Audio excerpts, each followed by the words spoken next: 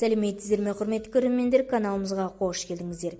Әлемде және де Қазақстанда болып жатқан жаңалықтарды алғашқылар қатарында біле отырғыңыз келсе, арнамыздағы подписаться және де бір ғана лайк түймесін баса кетуді ұмытпаңыздар. Лайк түймесін басқан қолдарыңыз Кебатулланың қабырғасын ұстауын нәсіп етсін.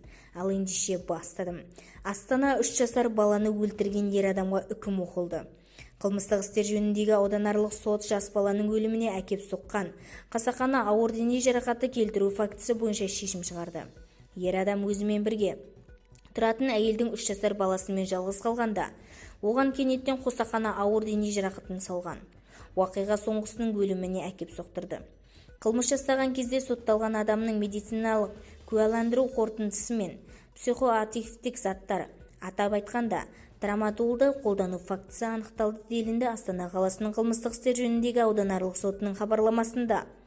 Сот үкімімен қ.ның 106 бабы 3 бөлігіне сәйкес қылмыстық құқық бұзушылық жасағаны үшін ер адам кінәлі деп танылып, 10 жыл мерзімге бас бостандығынан айыру туралы жаза тағайындалды. Бізді тамашалауды жалғастырыңыздар және де бір ғана лайк түймесін басып, сау саламатта болыңыздар.